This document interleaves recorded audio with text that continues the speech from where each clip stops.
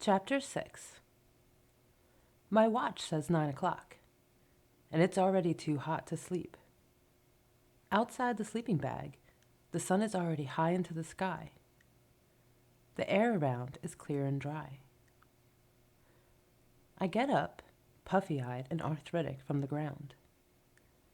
My mouth is already dry and cracked, and my face and hands are covered with mosquito bites. Some sunburn from yesterday morning is hurting. Beyond the pines are burned grass and clumps of earth and sand so bright they are hard to look at. The heat, silence, and barren hills and blank sky give a feel of great, intense space. Not a bit of moisture in the sky. Today's going to be a scorcher. I walk out of the pines into the stretch of barren sand between some grass and watch for a long time, meditatively. I've decided today's Chatigua will begin to explore Phaedrus's world. It was intended earlier simply to restate some of his ideas that relate to technology and human values and make no reference to him personally. But the pattern of thought and memory that occurred last night has indicated this is not the way to go. To omit him now would be to run from something that should not be run from. In the first gray of the morning, what Chris said about his Indian friend's grandmother came back to me, clearing something up. She said ghosts appear when someone has not been buried right. That's true. He never was buried right, and that's exactly the source of the trouble. Later, I turn to see John is up and looking at me uncomprehendingly. He's still not really awake, and now walks aimlessly in circles to clear his head. Soon, Sylvia's up too, and her left eye is all puffed up. I asked her what happened. She says that it's from the mosquito bites. I begin to collect gear to repack the cycle. John does the same. When this is done, we get a fire started while Sylvia opens up packages of bacon and eggs and bread for breakfast. When the food is ready, I go over and wake Chris. He doesn't want to get up. I tell him again. He says no. I grab the bottom of the sleeping bag, give it a mighty tablecloth jerk, and he is out of it, blinking in the pine needles. It takes him a while to figure out what has happened while I roll up the sleeping bag.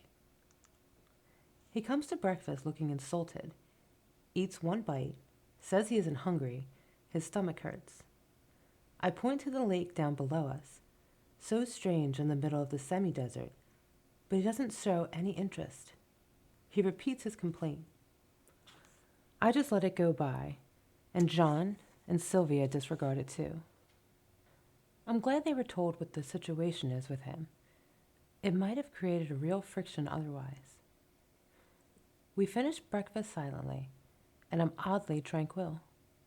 The decision about Phaedrus may have something to do with it, but we are also perhaps 100 feet above the reservoir, looking across it into a kind of western spaciousness.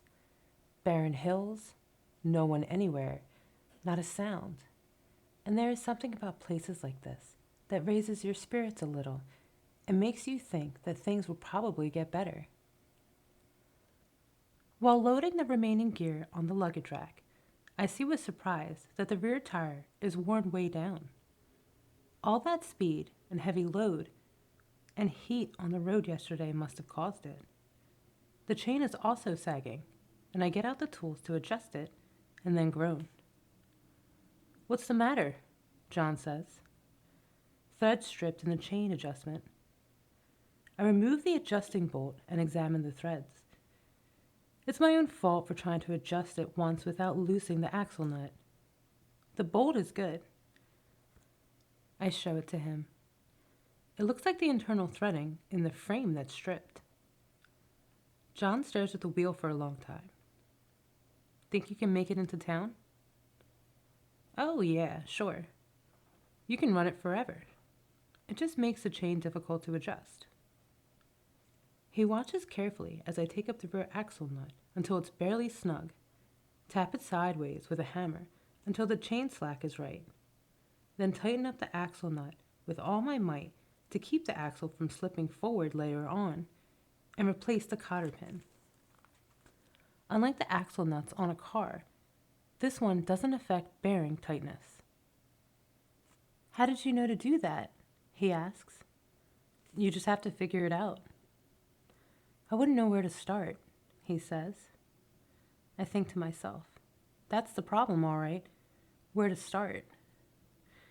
To reach him, you have to back up, and the further back you go, the further back you see you have to go, until what looked like a small problem of communication turns out to be a major philosophical inquiry. That, I suppose, is why the Chautauqua. I repack the toolkit and close the side cover plates and think to myself, he's worth reaching though. On the road again, the dry air cools off the slight sweat from that chain job, and I'm feeling good for a while. As soon as the sweat dries off though, it's hot. Must be in the 80s already. There's no traffic on this road, and we're moving right along. It's a traveling day. Now I want to begin to fulfill a certain obligation by stating that there was one person, no longer here, who had something to say, and who said it, but whom no one believed or really understood. Forgotten. For reasons that will become apparent, I'd prefer that he remain forgotten, but there's no choice other than to reopen this case. I don't know his whole story. No one ever will, except Phaedrus himself, and he can no longer speak. But from his writings, and from what others have said, and from fragments of my own recall, it should be possible to piece together some kind of approximation of what he was talking about.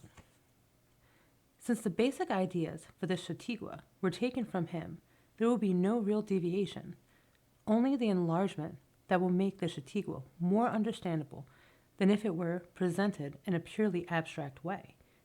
The purpose of this enlargement is not to argue for him, certainly not to praise him. The purpose is to bury him forever. Back in Minnesota, when we were traveling through some marshland, I did some talking about the shapes of technology, the death force that the Sutherlands seem to be running from. I want to move now in the opposite direction from the Sutherlands, toward the force and into its center. In doing so, we will be entering Phaedrus's world, the only world he ever knew, in which all understanding is in terms of underlying form.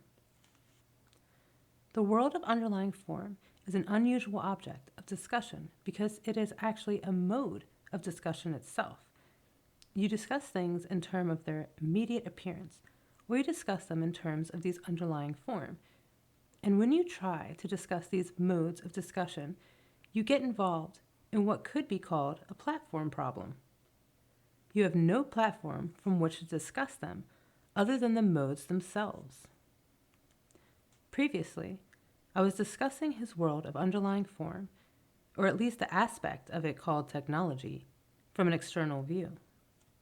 Now, I think it's right to talk about that world of underlying form from its own point of view. I want to talk about the underlying form of the world of underlying form itself. To do this, first of all, a dichotomy is necessary. But before I can use it honestly, I have to back up and say what it is and means. And that is a long story in itself. Part of this backup problem. But right now, I just want to use a dichotomy and explain it later. I want to divide human understanding into two kinds, classic understanding and romantic understanding. In terms of ultimate truth, a dichotomy of this sort has little meaning, but it is quite legitimate when one is operating within the classic mode used to discover or create a world of underlying form. These terms, classic and romantic, as Phaedrus used them, mean the following. A classical understanding sees the world primarily as an underlying form itself. A romantic understanding sees it primarily in terms of immediate appearance. If you were to show an engine or a mechanical drawing or electronic schematic to a romantic, it is unlikely he would see much interest in it. It has no appeal because the reality he sees is its surface. Dull, complex list of names, lines, and numbers. Nothing interesting. But if you were to show the same blueprint or schematic, or give the same description to a classical person, he might look at it and then become fascinated by it, because he sees that within the lines and shapes and symbols is a tremendous richness of underlying form. The romantic mode is primarily inspirational, imaginative, creative, intuitive. Feelings, rather than facts, predominate. Art, when it is opposed to science, is often romantic. It does not proceed by reason or by laws. It proceeds by feeling, intuition, and aesthetic conscience. In the Northern European cultures, the romantic mode is usually associated with femininity, but this is certainly not a necessary association. The classic mode, by contrast, proceeds by reason and by laws, which are themselves underlying forms of thought and behavior. In the European cultures, it is primarily a masculine mode, and the fields of science, law, and medicine are unattractive to women largely for this reason. Although motorcycle riding is romantic, motorcycle maintenance is purely classic. The dirt, the grease, the mastery of underlying form required all give it such a negative romantic appeal that women never go near it. Although surface ugliness is often found in the classic mode of understanding, it is not inherent in it. There is a classic aesthetic which romantics often miss because of its subtlety. The classic style is straightforward, unadorned, unemotional, economical, and carefully proportioned. Its purpose is not to inspire emotionally, but to bring order out of chaos and make the unknown known. It is not as aesthetically free and natural style. It is aesthetically restrained. Everything is under control. Its value is measured in terms of the skill with which this control is maintained. To a romantic, this classic mode often appears dull, awkward, and ugly, like mechanical maintenance itself. Everything is in terms of pieces and parts and components and relationships. Nothing is figured out until it's run through the computer a dozen times. Everything's got to be measured and proved. Oppressive, heavy, endlessly gray. The death force. Within the classic mode, however, the romantic has some appearances of his own: frivolous, irrational, erratic, untrustworthy, interested primarily in pleasure-seeking, shallow, of no substance, often a parasite who cannot or will not carry his own weight, a real drag on society. By now, these battle lines should sound a little familiar. This is the source of the trouble. Persons tend to think and feel exclusively in one mode or the other, and in doing so, tend to misunderstand and underestimate what the other mode is all about. But no one is willing to give up the truth as he sees it, and as far as I know, no one now living has any real reconciliation of these truths or modes. There is no point at which these visions of reality are unified. And so, in recent times, we have seen a huge split develop between a classic culture and a romantic counterculture, two worlds growing alienated and hateful towards each other, with everyone wondering if it will always be this way, a house divided against itself. No one wants it, really, despite what his antagonists in the other dimension might think. It is within this context that what Phaedrus thought and said is significant. But no one was listening at that time, and they only thought him eccentric at first, then undesirable, then slightly mad, and then genuinely insane. There seems little doubt that he was insane, but much of his writing at the time indicates that what was driving him insane was this hostile opinion of him. Unusual behavior tends to produce estrangement in others, which tends to further the unusual behavior, and thus the estrangement in self-stoking cycles until some sort of climax is reached. In Phaedrus's case, there was a court-ordered police arrest and permanent removal from society. I see we're at the left turn onto US 12, and John has pulled up for gas. I pull up beside him. The thermometer by the door of the station reads 92 degrees. Going to be another rough one today, I say. When the tanks are filled, we head across the street into a restaurant for coffee. Chris, of course, is hungry. I tell him I've been waiting for that. I tell him he eats with the rest of us, or not at all. Not angrily, just matter-of-factly. He's reproachful, but sees how it's going to be. I catch a fleeting look of relief from Sylvia. Evidently, she thought this was going to be a continuous problem. When we have finished the coffee, we are outside again. The heat is so ferocious, we move off on the cycles as fast as possible. Again, there is that momentary coolness, but it disappears. The sun makes the burned grass and sand so bright, I have to squint to cut down glare. This US 12 is old, bad highway. The broken concrete is tar-pitched and bumpy. The road signs indicate detours ahead.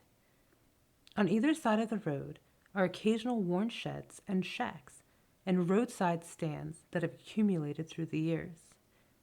The traffic is heavy now.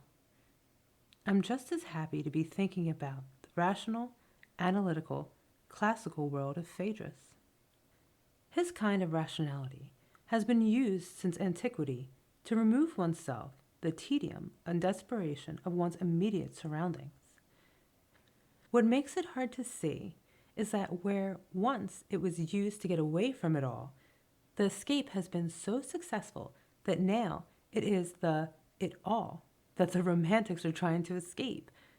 What makes his world so hard to see clearly is not its strangeness, but its unusualness. Familiarity can blind you too. His way of looking at things produces a kind of description that can be called an analytic description.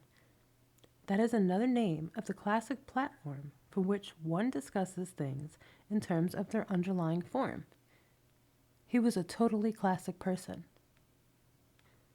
And to give a fuller description of what this is, I want now to turn his analytic approach back upon itself, to analyze analysis itself. I want to do this, first of all, by giving an extensive example of it, and then by dissecting what it is.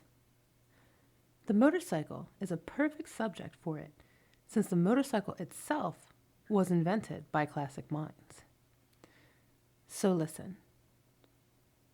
A motorcycle may be divided for purposes of classical rational analysis by means of its component assemblies and by means of its functions.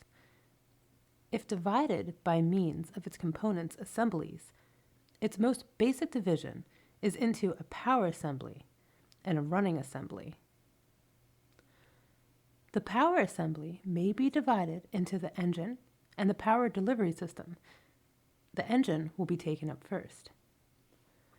The engine consists of a housing containing a powertrain, a fuel-air system, an ignition system, a feedback system, and a lubrication system. The powertrain consists of cylinders, pistons, connecting rods, a crankshaft, and a flywheel.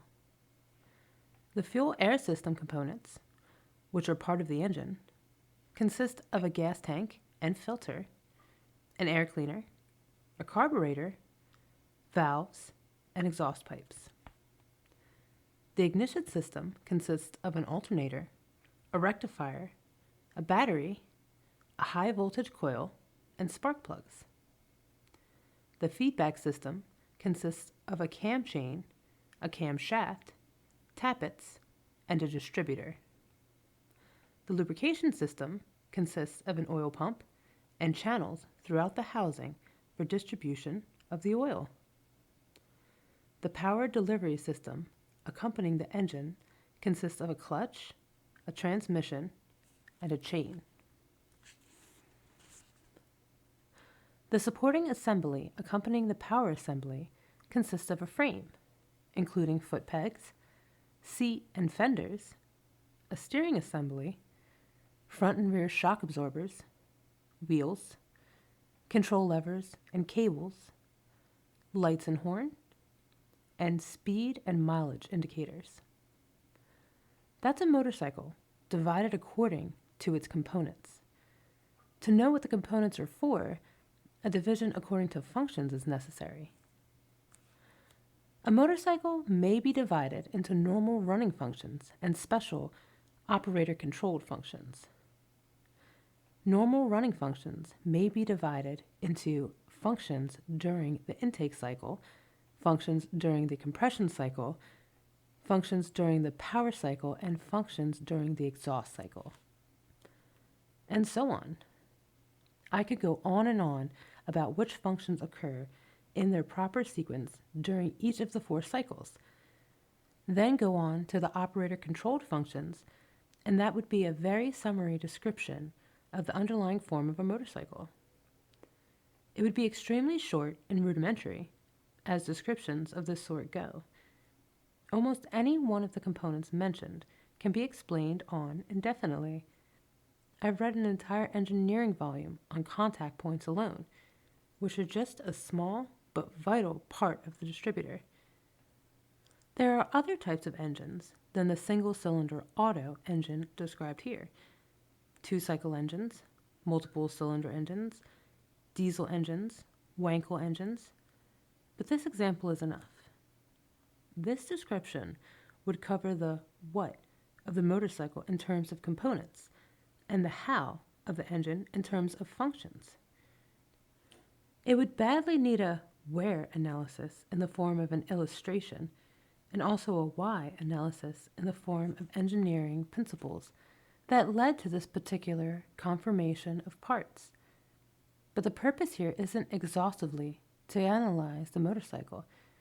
It's to provide a starting point, an example of a mode of understanding of things which will itself become the object of analysis. There's certainly nothing strange about this description at first hearing. It sounds like something from a beginning textbook on the subject, or perhaps a first lesson in a vocational course. What is unusual about it is seen where it ceases to be a mode of discourse and becomes an object of discourse. Then certain things can be pointed to. The first thing to be observed about this description is so obvious you have to hold it down, or it will drown out every other observation. That is, it is just duller than ditch water. Yada, yada, yada, yada, yada, carburetor, gear ratio, compression, yada, yada, piston, plugs, intake, yada, yada, on and on and on. That is the romantic face of the classic mode. Dull, awkward, and ugly. Few romantics get beyond that point. But if you can hold down to that most obvious observation, some other things can be noticed that do not at first appear. The first is that the motorcycle, so described, is almost impossible to understand unless you already know how one works. The immediate surface impressions that are essential for primary understanding are gone. Only the underlying form is left. The second is that the observer is missing. The description doesn't say that to see the piston, you must remove the cylinder head. You aren't anywhere in the picture. Even the operator is kind of a personality-less robot whose performance of function on the machine is completely mechanical. There are no real subjects in this description. Only objects exist that are independent of any observer. The third is that the words good and bad and all their synonyms are completely absent. No value judgments have been expressed anywhere, only facts. The fourth is that there is a knife moving here, a very deadly one, an intellectual scalpel, so swift and so sharp you sometimes don't see it moving. You get the illusion that all those parts are just there and are being named as they exist. But they can be named quite differently and organized quite differently depending on how the knife moves. For example, the feedback mechanism, which includes the camshaft and cam chain and tappets and distributor, exists only because of an unusual cut of this analytic knife. If you were to go to a motorcycle parts department and ask them for a feedback assembly, they wouldn't know what the hell you were talking about. They don't split it up that way. No two manufacturers ever split it up quite the same way, and every mechanic is familiar with that problem of the part you can't buy because you can't find it because the manufacturer considers it a part of something else. It is important to see this knife for what it is and not to be fooled into thinking that motorcycles or anything else are the way they are just because the knife happened to cut it up that way. It is important to concentrate on the knife itself. Later, I will want to show how an ability to use this knife creatively and effectively can result in solutions to the classic and romantic split. Phaedrus was a master with this knife and used it with dexterity and a sense of power. With a single stroke of analytic thought, he split the whole world into parts of his own choosing, split the parts and split the fragments of the parts, finer and finer and finer, until he had reduced it to what he wanted it to be. Even the special use of the terms classic and romantic are examples of his knifemanship. But if this were all there were to him, analytic skill, I would be more than willing to shut up about him. What makes it important not to shut up about him was that he used this skill in such a bizarre and yet meaningful way. No one ever saw this. I don't think he even saw it himself, and it may be an illusion of my own, but the knife he used was less that of an assassin than that of a poor surgeon. Perhaps there is no difference. But he saw a sick and ailing thing happening, and he started cutting deep, deeper and deeper, to get at the root of it. He was after something. That is important. He was after something, and he used the knife because that was the only tool he had. But he took on so much and went so far. In the end, his real victim was himself.